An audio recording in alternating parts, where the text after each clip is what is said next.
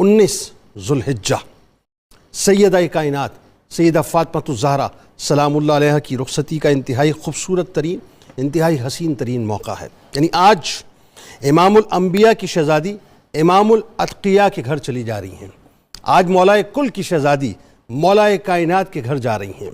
آج ناظرین زمین اور آسمان شادماں ہیں، کیا زمین والے اور کیا آسمان والے، کیونکہ آج تاجدار کائنات کے لخت جگر، تاجدار کائنات کے اس پیارے کے گھر جا رہی ہیں جس پیارے کو رسول کریم صلی اللہ علیہ وآلہ وسلم نے مولائیت کا تاج عطا فرما کے رہتی دنیا تک وہ شرف عطا کر دیا جو شرف صرف آپ ہی کا خاصہ ہے۔ یعنی ایک طرف ذرا تصور تو کیجئے، اور میں کن الفاظ میں ظاہر اس رفت کو بیان کروں اور اس خوبصورت سے منظرنامے کو پیش کروں کہ ایک طرف سیدہ کائنات ہے تو دوسری طرف مولائے کائنات ہیں، ایک طرف عکس سیرت خیر الانام ہیں تو دوسری طرف ولیوں کے امام ہیں، ایک طرف سرور دو جہاں صلی اللہ علیہ وآلہ وسلم کے جگر کا ٹکڑا ہے تو دوسری طرف سرور دو جہاں صلی اللہ علیہ وآلہ وسلم کے جسم مبارک کا حصہ ہیں۔ یعنی ایک طرف وہ ہیں جن کی عصمت و طہارت کو اللہ تبارک و تعالیٰ قرآن مجید کی آیات بنا دے، اور دوسری طرف وہ ہیں کہ جن کے سر اقدس پر سرکار علیہ السلام مولائیت کا تاج سجا دیں۔ ایک طرف وہ ہیں ناظرین جو تاجدار کائنات کی دختر بھی ہیں، دلبر بھی ہیں اور نور نظر بھی ہیں، اور دوسری طرف وہ ہیں جو جرأت و شجاعت کے پیکر بھی ہیں اور فاتح خیبر بھی ہیں۔ ذرا تصور تو کیجئے صاحب، کہ میں بھی فرش والوں کی تو کیا بات کروں، آئیے ذرا تصور میں عرش پہ چلتے ہیں کہ اللہ تبارک و تعالیٰ ایک محفل سجاتا ہے، ایک مجلس سجاتا ہے، اور ذرا سوچئے پہلا نکاح آپ کا زمین پر نہیں ہو رہا ہے، یعنی پہلی شادی جو ہے، یعنی پہلا جو اعلان ہو رہا ہے شادی کا، وہ زمین پر نہیں ہو رہا ہے بلکہ آسمانوں پر ہو رہا ہے، اور شجر طوبہ کو باقاعدہ حکم دیا جا رہا ہے کہ اس جوڑے کے اوپر موتیوں کو نچھاور کیا جائے، اور موتی بھی دنیا کے موتی نہیں ہیں، وہ جنت کے موتی ہیں۔ شجر طوبہ کو یہ حکم ہو رہا ہے کہ اس جوڑے کے اوپر یاقوت کو نچھاور کیا جائے، اور یاقوت بھی دنیا کے یاقوت نہیں ہیں ناظرین، وہ جنت کے یاقوت ہوں گے، اور کتنے مہنگے ترین اور کتنے خوبصورت ترین اور کتنے حسین ترین یاقوت ہوں گے۔ اور عالم یہ ہے کہ حسین ترین آنکھوں والی حوریں تشت کے اندر ان موتیوں کو اور یاقوت کو مجتمع کرتی ہیں، جمع کرتی چلی جاتی ہیں، یہاں تک کہ فرشتے آپس میں توفتاً ایک دوسرے کو وہ موتی اور یاقوت دیتے چلے جاتے ہیں اور قیامت تک دیتے چلے جائیں گے۔ اور کمال کیا ہے ناظرین، اس مجلس میں اللہ تبارک و تعالیٰ 40,000 فرشتوں کو اس نکاح پر گواہ بناتا ہے۔ اور آئیے ذرا زمین پہ منظرنامہ کیا ہے، بڑا خوبصورت منظرنامہ ہے صاحب۔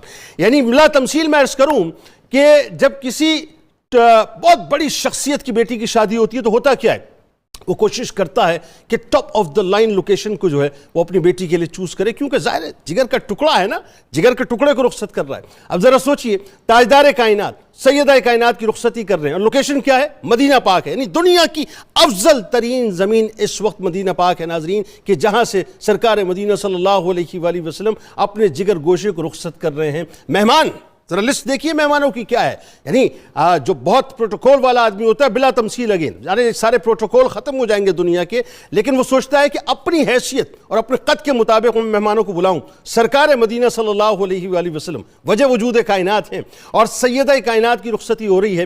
اس کائنات کی ٹاپ آف دا لائن جو ہستیاں ہیں ناظرین، وہ آج باراتیوں میں موجود ہیں، یعنی ازواج مطہرات جو امت کی مائیں ہیں وہ باراتیوں میں موجود ہیں۔ صحابہ کرام رضوان اللہ تعالیٰ علیہم اجمعین جن سے اللہ راضی اور جو اللہ سے راضی ہیں وہ آج باراتیوں میں موجود ہیں۔ یعنی کیفیت کو ذرا محسوس تو کیجئے کہ سلمان فارسی رضی اللہ تعالیٰ عنہ ساربان بنے ہوئے ہیں، یعنی برہنہ تلواریں بنو ہاشم کے نوجوانوں کے ہاتھ میں ہیں، اور وہ ایک پروٹوکول کے ساتھ سرکار مدینہ صلی اللہ علیہ وآلہ وسلم کے جگر گوشے کو آج رخصت کرنے کو تیار ہیں، اور امت کی مائیں حسین ترین اشعار، حمدیہ اشعار پڑھ کے اللہ کی ثنا اور توصیف پیش کر رہی ہیں، اور بتلا رہی ہیں کہ آج کسی اور کی رخصتی نہیں ہے بلکہ ان کی رخصتی ہے جو جانے کائنات ہیں، یعنی سیدہ کائنات ہیں۔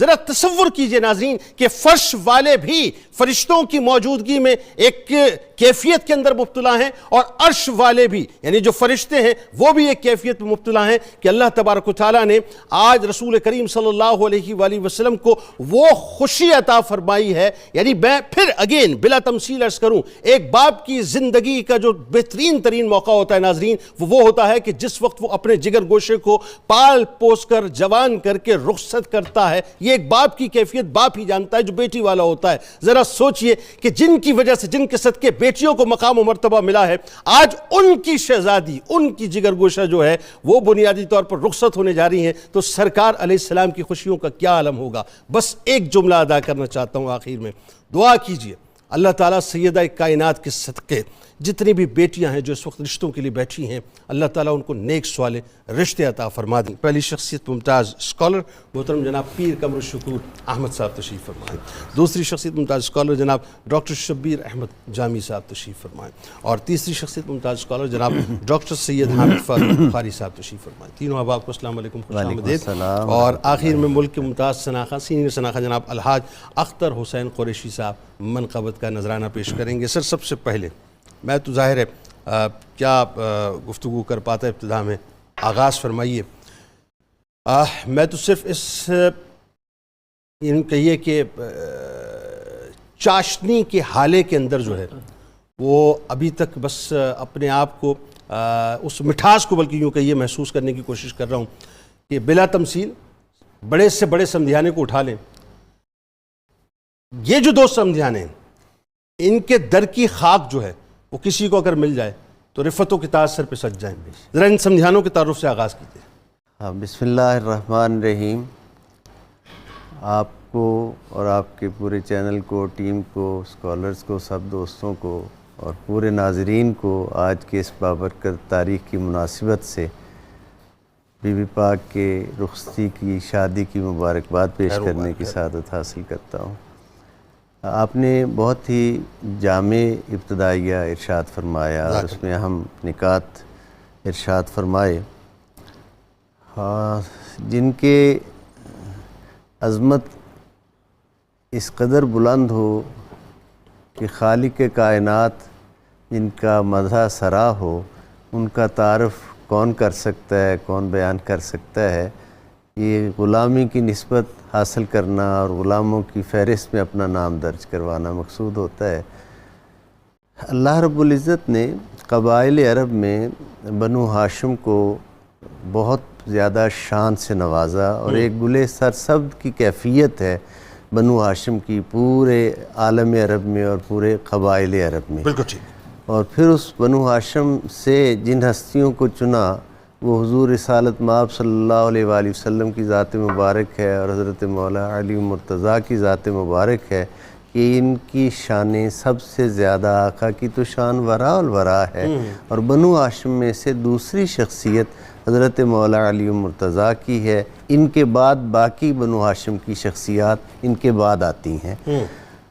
پروردگار عالم نے یہ شرف اولاد حضرت ابو طالب کے حصہ میں کیا کہ ان کا ننیال بھی حضرت ہاشم سے ملتا ہے اور دودھیال بھی حضرت ہاشم سے ملتا ہے۔ یعنی حضرت ابو طالب بلکہ ہم اپنے موضوع سے ملاتے ہوئے عرض کرتا ہوں میں کہ جناب امیر المومنین حضرت علی ابن ابی طالب بن عبد المطلب بن ہاشم، اور دوسری طرف سے دیکھیں تو حضرت سیدہ کائنات سیدہ فاطمہ الزہراء سلام اللہ علیہ بنت جناب رسالت مآب صلی اللہ علیہ وآلہ وسلم بن حضرت عبداللہ بن حضرت عبد المطلب بن ہاشم، اور حضرت مولا علی مرتضیٰ کا چونکہ میں نے ذکر کیا ننیال کا، اس لیے تھوڑا سا ننیالی تعارف بھی بہت اختصار کے ساتھ کہ حضرت مولا علی مرتضیٰ مادر گرامی فاطمہ بنت اسد بن ہاشم، یعنی اسد جو ہیں وہ حضرت ہاشم ہی کے فرزند ہیں، اور حضرت فاطمہ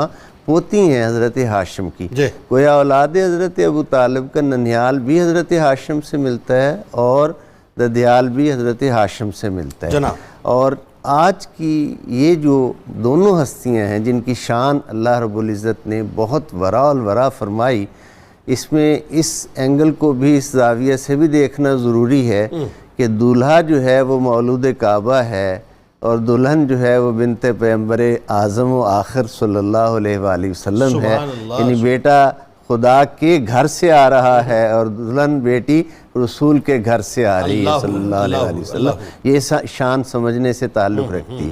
جیسا آپ نے اشارتاً ایک بات کہی کہ یہ نکاح پہلے عرش پر منعقد ہوا پھر زمین پر منعقد ہوا، حضرت عبد الرحمن بن عوف رضی اللہ تعالیٰ عنہ جو حضرات عشرہ مبشرہ میں سے ان کی روایت ہے، حضرت انس بن مالک دیگر صحابہ کرام کی اس ضمن میں روایت موجود ہے۔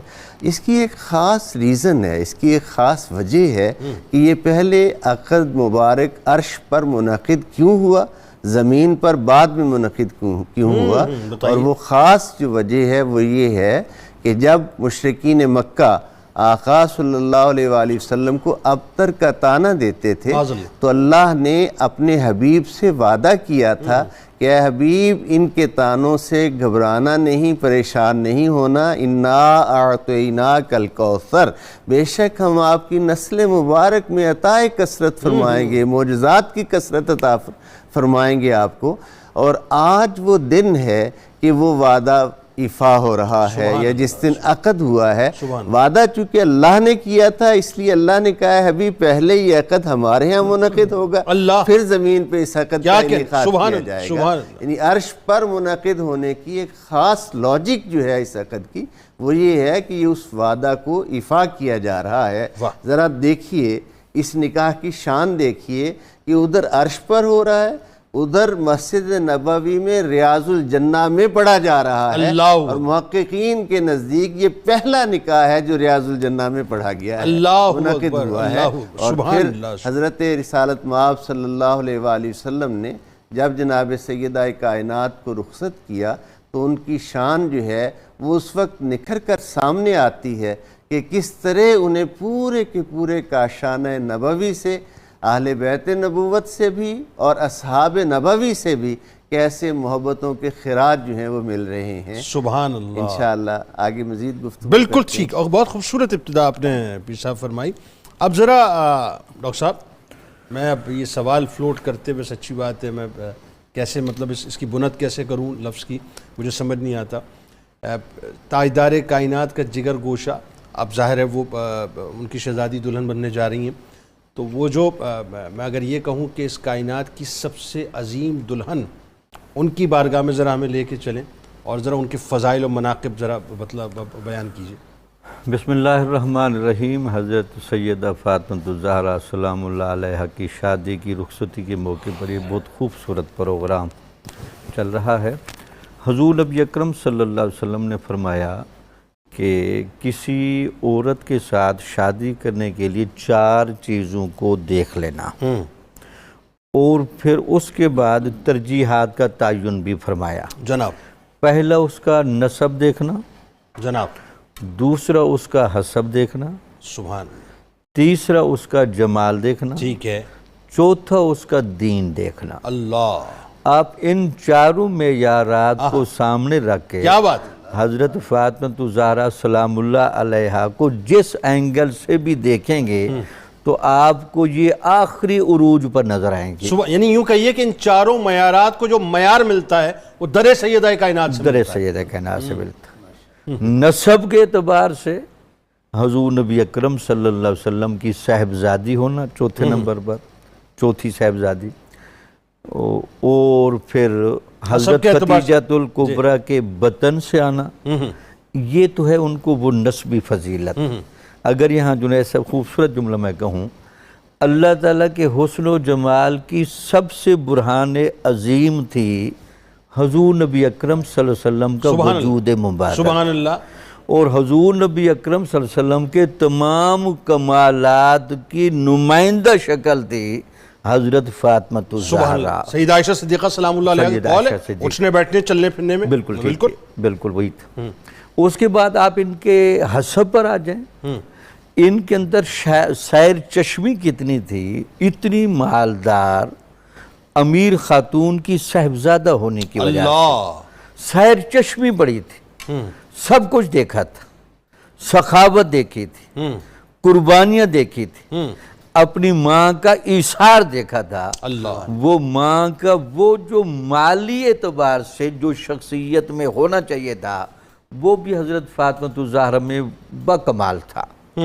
پھر والد صاحب کی طرف سے جو حسب تھا، حضرت عبداللہ کی طرف سے، عبد المطلب کی طرف سے، وہ جو ایک خاندانی وجاہت تھی، سرداری تھی، اور وہاں کا جو ایک نمائندگی تھی وہ بھی آپ کی شان میں پوری جھلکتی تھی۔ اللہ، بڑی جرت تھی، اللہ بڑی بہادری تھی. اللہ. اب آپ ان کی جرأت اور بہادری کے واقعہ دیکھیں. جب قریش مکہ نے حالت نماز میں حضور نبی اکرم صلی اللہ علیہ وسلم کے ساتھ جو کچھ کیا اور انہوں نے وہاں اپنے والد کا جس انداز سے دفاع کیا، آپ حسب کے جتنے بھی معیارات دیکھ لیں تو حسب کے تمام معیارات آپ کو حضرت فاطمہ الزہرا کے قدم کو چومتے ہوئے نظر آئے. اللہ اکبر. اللہ اس کے بعد حسن و جمال کو چیک کر لیں. کتنی گواہیاں دی گئی ہیں کہ آپ کا چہرہ مبارک چاند کی طرح تھا اور چاند سے جیسے نور ٹپکتا ہے اور واضح ہوتا ہے وہ آپ کے چہرے سے ساری نمائندگی جھلکتی تھی. پھر اس کے بعد آپ کی دینداری پر آ جائیں اللہ اور آپ کی عبادات پر آ جائیں، آپ کے تقوی پر آ جائیں، اللہ آپ کی طہارت پر آ جائیں. اللہ یعنی تقوی اور طہارت صرف اپنی ذات تک ہی محدود نہیں رکھا بلکہ تقوی اور طہارت کی بڑی دلیل بن کر قرآن کی آیتوں میں سمٹ کر آیا. اللہ اگر اکبر. آپ نے طہارت کو چیک کرنا ہو تو یہ خانوادہ طہارت کا کامل معیار دیتا ہے. ایسا ہی ہے. پھر دین کی خدمت چیک کرنی ہو، دین کی قربانیاں چیک کرنی ہو اور دین کے نام پر اولاد کی تربیت کرنی ہو کہ سخت مراحل میں بھی ہمیشہ راہ عظیمت پر کھڑے ہونا، راہ رخصت نہ لینا. اللہ یہ آپ کو سارے قرینے حضرت فاطمہ الزہرا کی سیرت میں کردار میں ملتے ہیں. آپ دلہن کے طور پر آپ کا ذہن کیسا تھا، آپ کا وجود مبارک کیسا تھا، آپ کا دل کیسا تھا اور آپ کی طہارت اور پاکیزگی کا کیا لیول تھا، یہ جنید صاحب یہ تو بیان سے باہر کی چیزیں ہیں. لیکن یہ جو میں نے گزارش کی اب سمجھنے والے یہ بات ہے جو ہماری مائیں بہنیں یہ چیزیں سن رہی ہیں. کوئی کہہ سکتے ہیں کہ میں حضرت فاطمہ الزہرا کے نسب سے کیا فیض لے سکتے ہوں، تو اس کو کہ حضرت فاطمہ الزہرا سے دل کے ساتھ عقیدت رکھیں. کیا بات ہے. آپ کے نسب کا فیض آپ کو ملے گا. سبحان. آپ کہتے ہیں میں ان کے حسب کا فیض لینا چاہتی ہوں. کیا بات. ان کے پورے خاندان سے عقیدت رکھیں، آپ کو حسب کا فیض بھی ملے گا. سبحان اللہ. اگر آپ کہتے ہیں کہ مجھے ان کو دینداری کا فیض ملے، ہمیشہ تقوی کی راہ پر آپ چلتی رہیں، آپ کو کسی موڑ پر حضرت فاطمہ الزہرا اپنی زیارت بھی کروائیں. اللہ اکبر. یہ وہ لیول ہمارا ہونا چاہیے تاکہ ان لوگوں کے تذکرہ کرنے کا بنیادی مقصد یہی ہوتا ہے ہم اپنی ماؤں کو، بہنوں کو اور بیٹیوں کو یہ در دکھائیں اور اس در سے سبق سیکھنا سمجھائیں. ڈاکٹر صاحب یہ تو ہوا سیدہ فاطمہ الزہرا سلام اللہ علیہا کی بارگاہ میں خراج تحسین. ایک جملہ سوال کے طور پہ، اور یہ میں بات اس لیے عرض کرنا چاہتا ہوں تاکہ سمجھنے والے بات کو سمجھیں بلا تمثیل. ایک باپ جب اپنی بیٹی کے لیے کسی کا چناؤ کرتا ہے کہ مجھے اس شخص کو جو ہے وہ اپنی بیٹی کا جو شوہر بنانا ہے اور اپنا داماد بنانا ہے، تو اس کی کوشش یہ ہوتی ہے چاہے وہ لوور مڈل کلاس کا ہو یا اپر کلاس کا ہو، وہ کوشش کرتا ہے اپنی بساط کے مطابق جو ٹاپ آف دا لائن شخصیت ہو وہ میری بیٹی کے لیے میں چوز کروں. کائنات کی ٹاپ آف دا لائن شخصیت مولا کائنات، ان کو کائنات کے اس رب نے جو ہے منتخب کیا اپنے محبوب کی شہزادی کے لیے. بتلائیے ذرا. بسم اللہ الرحمن الرحیم. اللہم صلی علی محمد وعلی آل سیدنا مولانا محمد. جنید بھائی یقیناً یہ ہمارے لیے سعادت کے لمحات ہیں کہ ہم کائنات کی سب سے عظیم دلہن اور سب سے عظیم دلہا کا تذکرہ کر رہے ہیں. اللہ کریم ہمیں ان کے نقش قدم پہ چلنے کی بھی توفیق عطا فرمائے. جس طرح آپ نے ارشاد فرمایا حضرت مولا کائنات شیر خدا جناب علی المرتضیٰ علیہ السلام کے فضائل کا اگر ہم تذکرہ کرنا چاہیں تو نہ ہمارا علم اتنا ہے، نہ ہماری زبانوں میں اتنی طاقت ہے کہ ہم یہ بات کر سکیں. لیکن بہرحال انہی ہی کے علم سے فیض حاصل کرتے ہوئے چند باتیں میں عرض کرنا چاہوں گا کہ یہ کائنات کا سب سے عظیم دلہا وہ ہے جس کی ولادت ہی کعبہ میں ہوتی ہے.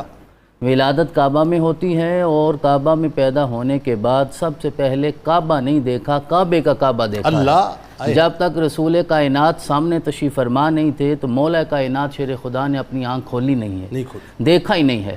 وہ جو اعلیٰ حضرت نے ہمیں عقیدہ عطا فرمایا نا، آپ تو ابھی ہو کر آئے ہیں، حاجیو آؤ شہنشاہ کرو دیکھو، کعبہ تو دیکھ چکے. تو لگتا یہ ہے کہ شعر اعلیٰ حضرت نے عطا فرمایا ہے لیکن عقیدہ مولا کائنات نے عطا فرمایا. سبحان اللہ. کہ کعبہ میں پیدا ہوئے لیکن کعبہ دیکھا نہیں, سب سے پہلے کعبے کا کعبہ دیکھا ہے. یہ کائنات کا سب سے عظیم دلہا ہونے کی بنیاد اللہ نے کعبہ میں ولادت سے رکھی ہے.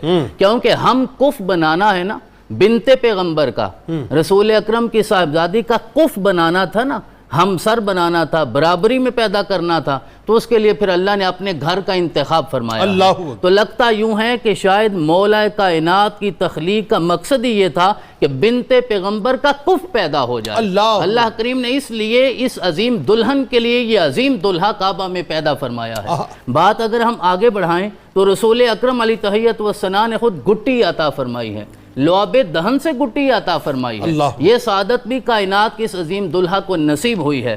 اور سب سے پہلے کلمہ پڑھنے کی سعادت ہے, مسلم اول قرار پائے ہیں. اولو من اسلم علی, حضرت زید بن ارقم کی یہ روایت بتاتی ہے کہ کائنات کے سب سے عظیم دلہے نے سب سے پہلے اسلام پڑھنے کی سعادت پائی ہے, کلمہ پڑھنے کی سعادت پائی ہے اور مسلم اول قرار پائے ہیں. اس کے بعد یہ سلسلہ جب آگے بڑھتا ہے تو آپ کی سیرت میں ہمیں یہ نظر آتا ہے کہ جس طرح کائنات کی عظیم دلہن نے کبھی کسی بت کو سجدہ نہیں کیا, کبھی اپنے آپ کو شرک سے آلودہ نہیں کیا, تو کائنات کی عظیم دلہن نے بھی کبھی کسی بت کو سجدہ نہیں کیا, حتیٰ کہ اپنی ماں کو ماں کے پیٹ میں رہتے ہوئے کبھی سجدہ کرنے نہیں دیا. فاطمہ بنت اسد کے لیے یہ اعزاز ہے کہ مولا کائنات نے اس کیفیت میں بھی اپنی ماں کی حفاظت فرمائی ہے. یہ سعادت بھی اتنا ہی مقدس, اتنا منزہ اور اتنا مطہر دلہا چاہیے تھا مولا کائنات کی صورت میں جناب زہرا پاک کے لیے, تو اللہ کریم نے اپنے رسول کو یہ نعمت عطا فرمائی ہے. جس طرح آپ نے خود بیان فرما دیا اپنے انٹرو میں کہ پہلے تو یہ عقد مبارک عرش پر ہوا ہے, بعد میں فرش پہ ہوا ہے. اس کا مطلب یہ پہلے عظیم دلہا وہاں قرار پایا ہے. یہ صرف اس کائنات کا عظیم دلہا نہیں ہے, یہ جتنی بھی کائناتیں ہیں عالمین کا, کیونکہ سیدات و نساء العالمین کے یہ دلہا ہیں, اس لیے اللہ رب العزت نے عالمین کا سب سے مقدس دلہا انہیں ہی بنا کر بھیجا ہے. پھر دعوت ذوالعشیرہ کا میزبان ہونے کی سعادت اللہ نے عطا فرمائی ہے.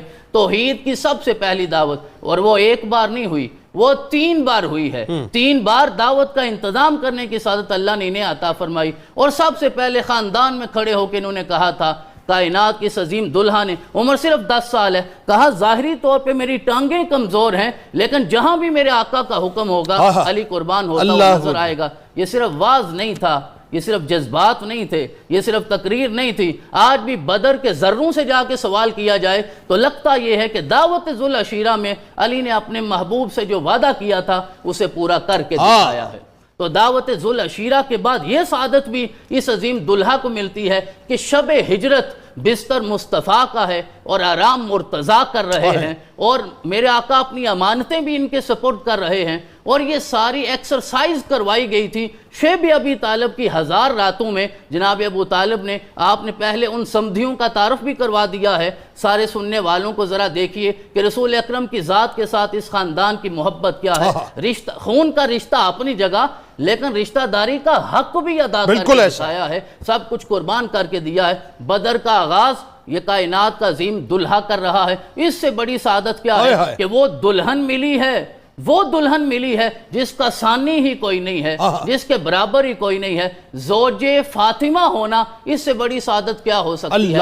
حسن اور حسین کے بابا ہیں. آقا نے جب ارشاد فرمایا نا کہ ہما سیدہ شباب اہل الجنہ, تو اگلا جملہ آقا کا یہ تھا کہ یہ دونوں سرداران جنت ہیں اور ان کے والد ان سے بھی اعلیٰ ہیں, ان سے بھی افضل ہیں, ان سے بھی بہتر ہیں. اور یہ وہ دلہا ہے جس کے لیے آقا نے ارشاد فرمایا تھا انت اخی فی الدنیا والآخرہ, کہ تو دنیا میں بھی میرا بھائی ہے تو آخرت میں بھی میرا بھائی ہے. اور پھر آقا نے وہ نسبت غزوہ تبوک کے موقع پہ بیان فرمائی کہ علی تم راضی نہیں ہو, تم میرے لیے ایسے ہو جاؤ جیسے جناب موسیٰ کے لیے ہارون علیہ السلام ہیں. یہ ساری نسبتیں اللہ نے اس دلہا کو عطا فرمائی ہیں. اور پھر اس خطبہ حج میں غدیر خم کے موقع پہ آقا نے ہاتھ اٹھا کے اعلان فرمایا تھا اس دلہا کے لیے من کنت مولا ہو فہذا علی مولا ہو. تو یہ ولادت کعبہ سے سلسلہ شروع ہوتا ہے, ولایت کے اعلان سے ہوتا ہوا مسجد میں شہادت تک پہنچتا ہے. اللہ نے یہ ساری سعادتیں کائنات کی عظیم. سبحان اللہ. خوبصورت گفتگو ناظرین. ظاہر ہے رخصتی کا موقع ہے سیدہ پاک کی، اور اس وقت میں آپ کو بتا نہیں سکتا کہ بس من کی کیفیت کیا ہے. میں نے کیا تھا ابتدا میں کہ اور بلا تمثیل کسی باپ سے جا کے کوئی پوچھے جب اس کی بیٹی رخصت ہو رہی ہوتی ہے، بظاہر تو وہ آنسوؤں سے رو رہا ہوتا ہے، لیکن بڑے خوشی کے آنسو ہوتے ہیں کہ آج اللہ تعالیٰ نے مجھے ذمہ داری سے مبرہ کر دیا. آج کائنات کے تاجدار کی خوشی کا کیا عالم ہوگا. درود پاک سرکار کی بارگاہ میں، ان کی حال کی بارگاہ میں پیش کیجئے. جہیز کا معاملہ، اس پہ ضرور گفتگو کریں گے کہ یہ جہیز بنیادی طور پہ کیا ہے اور کس طرح سے سرکار علیہ السلام نے اس کا انتظام فرمایا. جب رخصتی ہوئی تو باراتیوں کے بارے میں بھی آپ کو بتلائیں گے کہ باراتی کون کون تھے. درود پاک پیش کیجئے. اللهم صل على سيدنا ومولانا محمد وعلى سيدنا علي وسيدتنا فاطمة وسيدتنا زينب وسيدنا حسن وسيدنا حسين وعلى آله وصحبه وبارك وسلم. اللهم صل على من روحه محراب الأرواح والملائكة والكون. اللهم صل على من هو إمام الأنبياء والمرسلين. اللهم صل على من هو إمام أهل الجنة وعباد الله المؤمنين.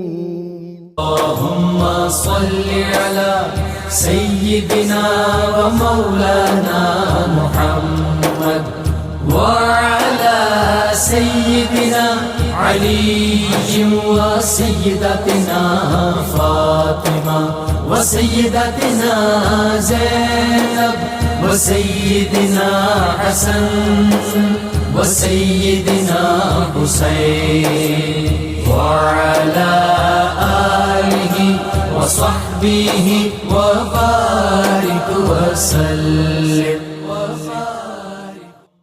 صل على سيدنا ومولانا محمد وعلى سيدنا علي وسيدتنا فاطمة. جناب ایک بار پھر میں آپ کو خوش آمدید کہتا ہوں. 19 ذوالحجہ تاجدار کائنات کی لخت جگر سیدہ کائنات بی بی فاطمہ الزہرا سلام اللہ علیہا کی رخصتی کا حسین ترین موقع ہے ناظرین.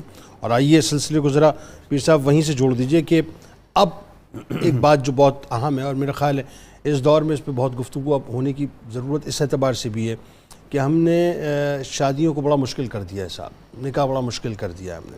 ایک تو جہیز کے انتظام کے بارے میں بتائیے کہ جہیز کا انتظام کیسے ہوا. اور اگین وہی بات، ہم تو صاحب پتہ نہیں کروڑوں روپے کا جہیز بنانے اور لاکھوں روپے کا جہیز بنانے میں لگے رہتے ہیں. کیا اشیاء تھی ذرا وہ بھی بتائیے. اور ایک بات جو بڑی اہم ہے وہ یہ کہ یہ جو باراتیوں کی فہرست تھی اس کے بارے میں بھی ضرور بتائیے کہ باراتیوں کی فہرست مطلب میں دیکھتا ہوں صاحب اس سے زیادہ عظیم ترین فہرست ہو ہی نہیں سکتی کائنات. بتائیے ذرا. ایک مبارکباد میں نے پینڈنگ رکھی تھی وہ آپ دینا چاہتا ہوں. آپ فریضہ حج کی ارے ادائیگی جزاک اللہ، بڑی مہربانی. فیضیاب ہو کے لوٹے ہیں اور جی بڑی مہربانی جزاک اللہ. سے میں نے کہا دونوں مبارکبادیں الگ الگ آپ کا پیار، آپ سلامت رہیں جی. اللہ رب العزت قبول فرمائے آپ کی حاضری کو. جنت البقیع میں زیارت کا شرف حاصل کیا، روضہ اطہر پہ حاضری ہوئی، مولا قبول و منظور فرمائے. اس میں بہت ہی اہم جو چیزیں ہیں 2-3 وہ سمجھنے سے تعلق رکھتی ہیں. جہیز کی کیفیت اور اس حوالہ سے عرض کرنے سے پہلے میں یہ عرض کرنا چاہوں گا کہ یہ جو انتظام پروردگار عالم نے فرمایا، جناب حضرت ابو طالب علیہ السلام کو جو آپ کی خدمات ہیں حضور علیہ السلام کی حفاظت کے لیے اور دین اسلام کی سربلندی کے لیے، اس کی جزا یہ عطا فرمائی کہ حضرت مولا علی مرتضیٰ جیسا بیٹا عطا فرمایا. اور حضرت فاطمہ بنت اسد نے جو آقا کی خدمت کی ہے اس کی جزا یہ عطا فرمائی کہ حضرت فاطمہ سیدہ سلام اللہ علیہ جیسی انہیں بہو عطا فرمائی. اور ہمیشہ کے لیے یہ شرف ان کے نام ہوا کہ اتنی عظیم ہستی کی خوش دامن ہونے کا شرف سبحان انہیں اللہ، نصیب سبحان اللہ. یہ بہت ہی فضیلت والی، بہت عظمت والی بات ہے. جہیز کے معاملہ میں یہ بہت توجہ طلب ہے. میں اپنے ناظرین سے درخواست کروں گا کہ ذرا اسے توجہ سے سماعت فرمائیں کہ یہ بالکل ہمارا جو اس وقت کا کلچر ہے اس سے بالکل مختلف ایک چیز جو ہے وہ یہاں نظر آتی ہے کہ حضرت مولا علی مرتضیٰ سے حضور نے پوچھا کہ کوئی کون سی چیز ہے جو فروخت کی جا سکتی ہے. تو انہوں نے ایک دو چیزیں عرض کی. حضور نے زرہ کی فروخت کو پسند کیا اور حضرت عثمان غنی رضی اللہ تعالیٰ عنہ نے اس زرہ کو بہت محبت کے ساتھ 500 درہم 450 درہم خریدا اور خریدنے کے بعد پھر تحفتاً آپ کو پیش کر دیا. یہ باہمی محبتوں کی ایک خوبصورت مثال ہے. اس رقم سے جہیز کا انتظام کیا گیا، خوشبو کا انتظام کیا گیا. حضرت بلال رضی اللہ تعالیٰ عنہ جو وزیر خزانہ ہیں بارگاہ نبوی صلی اللہ علیہ وآلہ وسلم کے، ان کو بھیجا گیا، وہ بازار سے انتظام کر کے لائے اور اسی سے ولیمہ کا بھی انتظام جو ہے وہ اس رقم سے کیا گیا. اب ہمارے یہاں یہ بالکل الٹ کیفیت ہے کہ ہم جہیز کا بیٹی کے والدین انتظام کرتے ہیں. قرآن حکیم نے اور سنت مبارکہ نے، اس عقد نے ہمارے لیے جو راہ متعین کی ہے وہ یہ ہے کہ قرآن حکیم نے بیٹی کو باپ کی وراثت میں شامل کیا ہے. سورۃ النساء میں ارشاد ہوتا ہے للذکر مثل حظ الانثیین، تمہارے ایک بیٹے کا حصہ دو بیٹیوں کے برابر ہے. یعنی بیٹی وراثت میں حصہ دار ہے، جبکہ جہیز اور ولیمہ جو ہے یہ شوہر کی ذمہ داری ٹھہرتی ہے. یہ اسلامی کنسیپٹ یہ ہے، اس عقد نے یہ متعین کی ہے. باقی جو چیز ہم کرتے ہیں وہ جیسے جیسے معاشرتی معاملات ہیں اس کے حوالہ سے، لیکن وراثت کا حصہ جو ہے وہ چونکہ حکم قرآن مجید ہے اس کو نظر انداز نہیں کرنا چاہیے. اس کا مطلب پھر صاحب یہ ہوا کہ جہیز کے معاملے کے اندر ہم مکمل طور پر شریعت کا اصول ہے اس سے ڈیویٹ کر گئے ٹریڈیشنلی، ایسا ہی ہے؟ ایسا ہی بالکل. جی ہمارے یہاں مختلف ممالک میں مختلف جو کلچر تھے ان کے زیر اثر وہ چیزیں چلی گئیں. یہ شادی ہماری وہ راہ حیات متعین کرتی ہے کہ کیا ہونا چاہیے. میں یہاں یہ عرض کرنا چاہوں گا کہ اگر ہم اپنے سوشل سٹیٹس یا معاشرتی دباؤ کی وجہ سے کچھ اور نہ کر سکیں تو کم از کم پہلے سٹیپ کے طور پر بیٹیوں کو وراثت سے حصہ ضرور دیا جائے کہ یہ حکم قرآنی ہے. نہیں یہ تو اصول ہے نا، یہ تو بنیاد ہے، حکم قرآنی ہے، یہ بنیادی اصول ہے. باقی چیزیں جیسے جیسے انسان سیٹل کر سکتا ہے. لیکن یہ جو ایک پورا بنا ہوا ہے ہمارے یہاں، اس بت کو آپ کیسے توڑیں گے؟ یہ تو تصور ہی پیدا نہیں ہو سکتا کہ لڑکا جو ہے وہ آج کھڑے ہو کے یہ کہے جی کہ میں اون کرتا ہوں. یہاں تو بیٹی پیدا ہوتی ہے، باپ جو بنت کر رہا ہوتا ہے لاکھوں روپیہ کماؤں گا اور پھر مجھے رخصت کرنا ہے. دیکھیں آج کے اس پروگرام کے کرنے کا مقصد ہی یہ ہے، ایک تو مقصد برکت حاصل کرنا ہے، دوسرا یہ اویئرنیس دینا ہے کہ ہمارا اسلامی تعلیمات ہیں کیا. یہ اسلامی تعلیمات کی اویئرنیس کا ایک پلیٹ فارم ہے اور اس سے یہ وہ دی جا رہی ہیں جو میں نے عرض کی. اب آئیے اگلی بات کی طرف کہ حضور علیہ السلام کی یہ مبارک جوڑی جب اپنے والد گرامی کے گھر سے اپنے شوہر نامدار کے گھر منتقل ہوتی ہے تو اس وقت حضور علیہ السلام نے اپنی سواری عطا فرمائی اور حضرت سلمان فارسی اس سواری کی مہار پکڑے ہوئے دونوں دلہا دلہن کو سوار کیے ہوئے اس گھر کی طرف کشاں لے کر جا رہے ہیں. بنو ہاشم کے نوجوان آگے فخریہ اشعار، محبت کے اشعار، شادی کے اشعار، خوشی کے اشعار گاتے ہوئے برہنہ تلواریں لے کر ایسے خوشی اور محبت کا اظہار کرتے ہوئے رقص کرتے ہوئے آگے جا رہے ہیں. اور اس میں معزز بنو ہاشم کی خواتین ازواج مطہرات میں سے حضرت عائشہ صدیقہ رضی اللہ تعالیٰ عنہ اور حضرت اسماء بنت امیس کا، اگرچہ اس وقت وہ حضرت جعفر ابن ابی طالب کے عقد میں تھیں اور وہ حبشہ میں تھے، لیکن جزوی طور پر مدینہ طیبہ آنا حضرت اسماء بنت امیس کا بعض روایات سے ملتا ہے. اس شادی کے انتظامات میں ان کا کنٹریبیوشن، اس کا بھی ذکر روایات میں آتا ہے کہ وہ اس موقع پر حاضر تھیں اور وہ اس میں شامل تھیں. تو حضور سید عالمین صلی اللہ علیہ وآلہ وسلم نے فرمایا کہ ہم آئیں گے، اور آقا جب بعد میں تشریف لائے تو آقا نے پانی مبارک دم کر کے چھڑکا اور نسل مبارک میں برکت کی دعا فرمائی۔ یہ نسل علی اور فاطمہ کی نسل نہ تھی، یہ نسل خود رسالت مآب صلی اللہ علیہ وسلم کی، اس لیے ادھر بھی اس کا اتنا اہتمام تھا اور زمین ادھر بھی بالکل کیا بات سبحان اللہ۔ اب ذرا ایک کردار اور جو بڑا اہم ہے اس پورے یعنی بارات کے سلسلے میں، رخصتی کے سلسلے میں، اور وہ کردار ہے امت کی ماؤں کا، اور جتنے چاہ کے ساتھ، جتنے رچاؤ کے ساتھ سرکار مدینہ صلی اللہ علیہ وآلہ وسلم کے جگر گوشے کو امت کی ماؤں نے رخصت کیا ہے، جس محبت اور دعاؤں کے ساتھ اور پروٹوکول کے ساتھ، خاص طور پہ اس موقع پہ جو اشعار آپ نے پڑھے وہ ذرا لوگوں کو بتائیے کیا تھا۔ بسم اللہ الرحمن الرحیم۔ شادی کے موقع پر جو نسب عام طور پر جو رجحانات ہمارے معاشرے میں ہوتے ہیں، اس میں ذرا ضبط و انقیاد کی وہ صورتیں نظر نہیں آتی ہیں جب بالخصوص دلہن کو روانہ کیا جا رہا ہوتا ہے۔ یہاں اس کائنات کی عظیم دلہن کو روانہ کرتے ہوئے مبارکبادی کی، تہنیت کی اور یہ شکر گزاری کے عجیب لمحات محسوس ہوتے ہیں، اور بالخصوص ازواج مطہرات نے جس انداز سے حضور نبی اکرم صلی اللہ علیہ وسلم کی دل جوئی فرمائی، اور جس انداز سے آپ کی اس عظیم صاحبزادی کو ان کے گھر تک چھوڑ کے حضرت علی رضی اللہ تعالیٰ عنہ کو، وہ ایک عجیب مثال ہے۔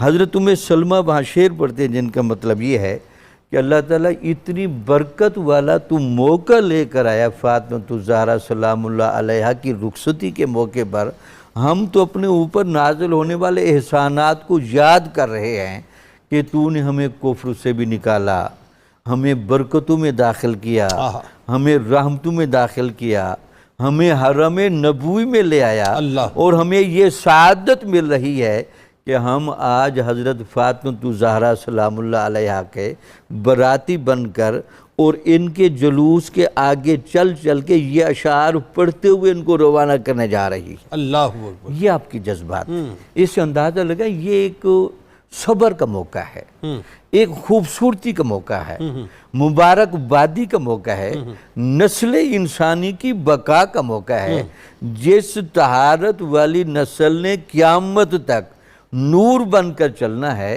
اس کی ابتدا ہونے جا رہی ہے۔ اللہ، حضرت عائشہ صدیقہ کے جذبات سبحان اللہ، وہ اس موقع پر اس بات کو بھانپ رہی تھی کہ جب یہ مناظر ہوتے ہیں عام طر عورتیں دائرے سے باہر آ جاتی ہیں، عورتیں اس حفاظت اور پردے کے ماحول سے نکل آتی ہیں۔ انہوں نے پہلا جملہ یہ کہا کہ حضرت فاطمہ الزہرا سلام اللہ علیہا کی رخصتی ہے، تمام عورتیں اپنے آپ کو با پردہ کر لیں، اللہ، اپنے آپ کو ڈھانپ لیں، اس عزت و وقار کے ماحول میں آ جائیں۔ اس کے بعد وہ لے کر ان کو چلتی ہیں، آگے آگے پڑھتی جاتی ہیں، اور ساتھ یہ کہتی ہے کہ یہ کتنی بڑی بات ہے، تم فاطمہ کو یہ نہ دیکھو یہ رخصتی کا موقع ہے، یہ فاطمہ دین کا ایک پیغام بن کے جا رہی ہے، اللہ، یہ دینداری کا استعارہ بن کے جا رہی ہے، سبحان اللہ، ان کی اولاد سے دیندار لوگ پیدا ہوں گے، اللہ، دین کی سر بلندی کا یہ پیغام بن کے جا رہی ہے۔ سبحان اللہ۔ تو مطلب یہ کہ حضرت فاطمہ الزہرا سلام اللہ علیہ کی شخصیت سے وابستہ جتنے بھی استعارے تھے، جتنے بھی برکتیں تھیں، وہ لوگوں کو پیغام دینے جا رہی تھی کہ اتنا انفرادی امتیاز اس لیے کیا جا رہا ہے کہ ایک تو دولہا بہت شاندار ہیں،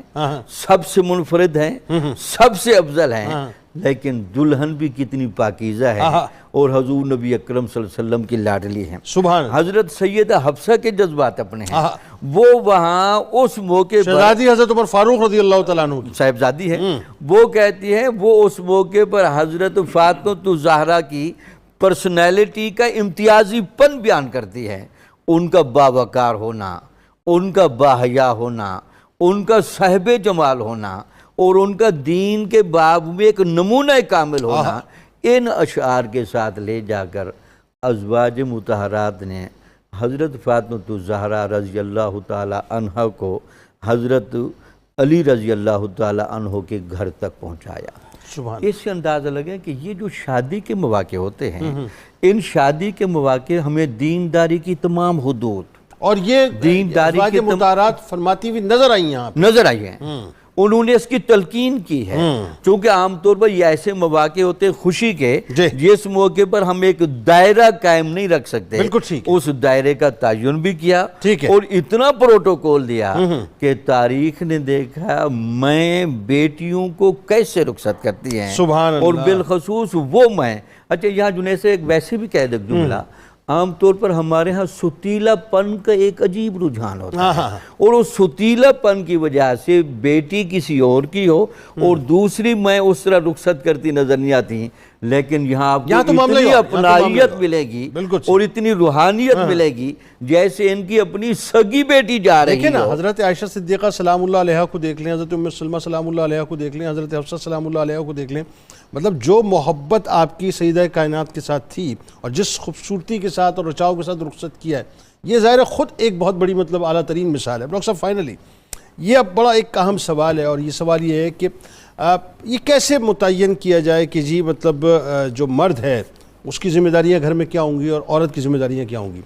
تو اس کے لیے best of the best way یہ ہے کہ سرکار علیہ السلام کی بارگاہ میں چلا جائے، اور سرکار علیہ السلام نے یہ عہدہ اسی وقت حل کر دیا تھا، بلا وجہ میں چکر میں الجھے ہوئے کہ موزے اٹھانے موزے نہیں اٹھانے۔ سرکار نے بتلا دیا جی یہ مولا کائنات کی ڈومین ہے، یہ سیدہ کائنات کی ڈومین ہے، گھر کے کاموں کے حوالے سے، باہر کے کاموں کے حوالے سے۔ ایک تو ذرا اس پہ گفتگو کریں۔ دوسرا، جو آپس میں محبت اور مودت ہے، بہت ضرورت ہے اس موقع پہ سمجھانے کی کہ صاحب میاں بیوی کا رشتہ ہونا کیا چاہیے، بتائیے۔ جی جنید بھائی، آج جو نوجوان نسل ہے اسے اپنی خاندانی زندگی میں، اپنی عائلی زندگی میں جو مشترکہ زندگی ہے اس میں اگر رہنمائی لینی ہے تو کائنات کے جو سب سے بہترین میاں اور بیوی ہیں ان کی زندگی کا مطالعہ ہمیں کرنا ہوگا، ان کی سیرت کو ہمیں پڑھنا ہوگا، اور یہ ساری چیزیں ہمارے سامنے موجود ہیں جو حضرت سیدہ زہرا پاک سلام اللہ علیہا اور مولا کائنات شیر خدا جناب علی المرتضی علیہ السلام کی حیات طیبہ سے ہمیں رہنمائی جو ہے وہ مل سکتی ہے۔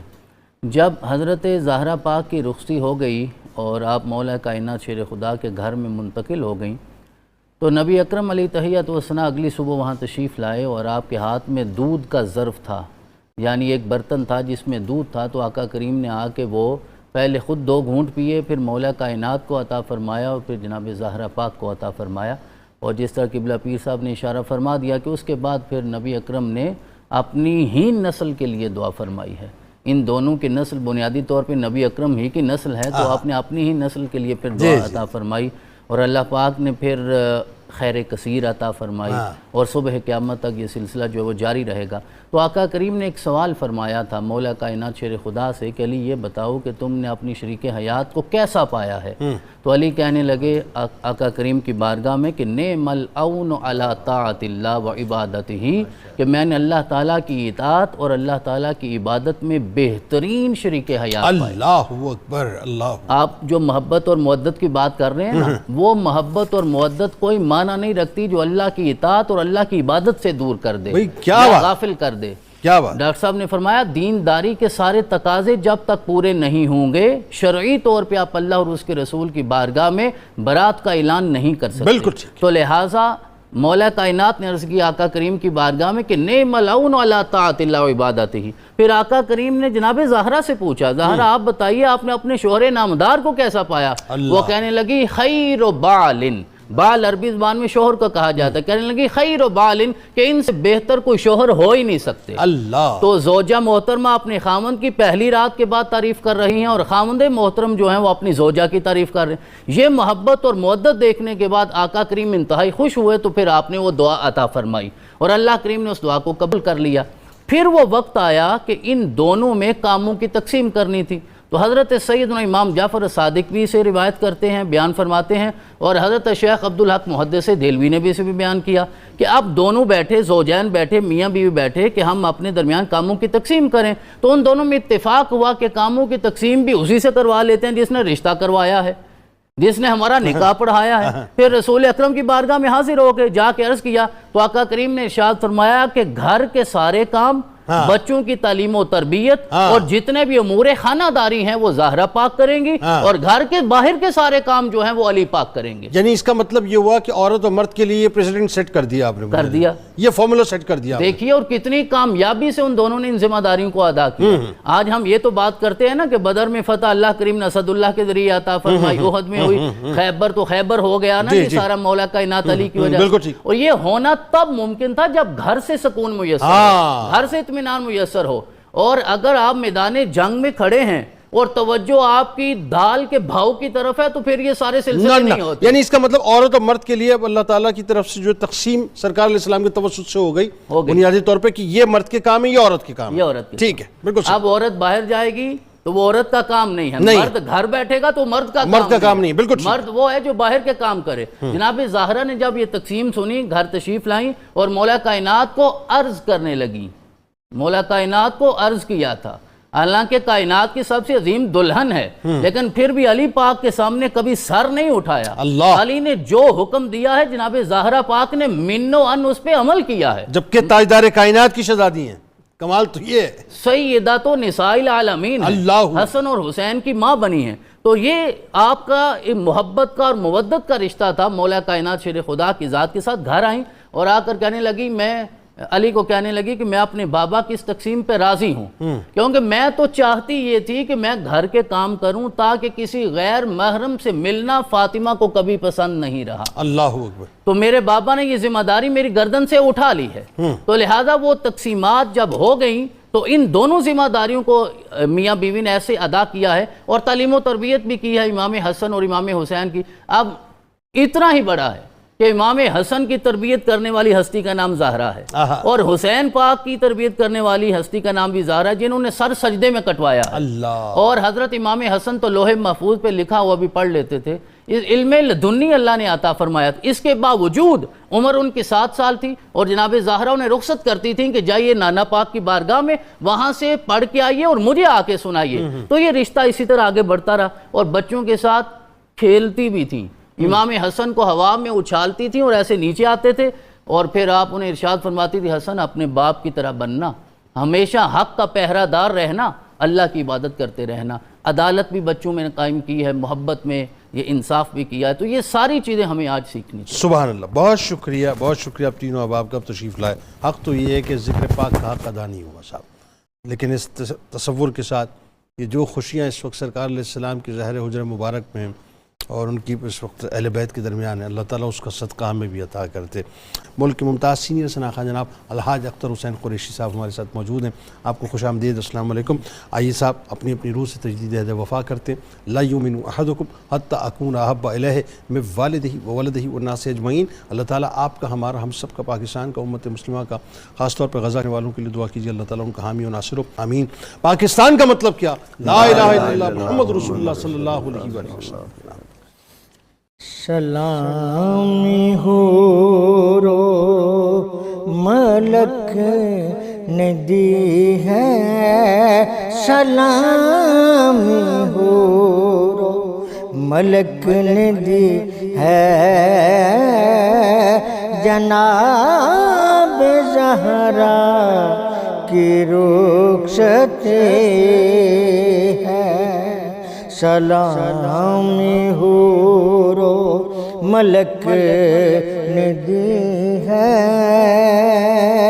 جناب زہرا کی رخصت ہے، کھلے ہیں خوشیوں کے پھول ہر سو، تمام ماحول گلشنی ہے، کھلے ہیں خوشیوں کے پھول ہر سو، تمام ماحول گلشنی ہے،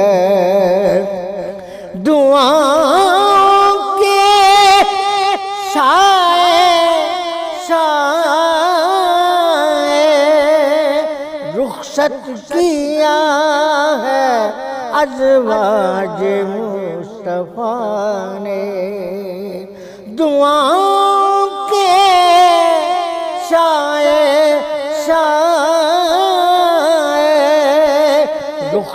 کیا ہے ازواج مصطفیٰ نے. اب صد ادب تو حینت صحابہ نے خدمت شاہ میں پیش کی ہے. کھلے ہیں خوشیوں کے پھول ہر سو, تمام ماحول گلشنی ہے. ہوئی ہے تجویز زہرا مرتضیٰ بحکم خدا یہ برتر. جناب زہرا کے نوری حجرے پہ شاخ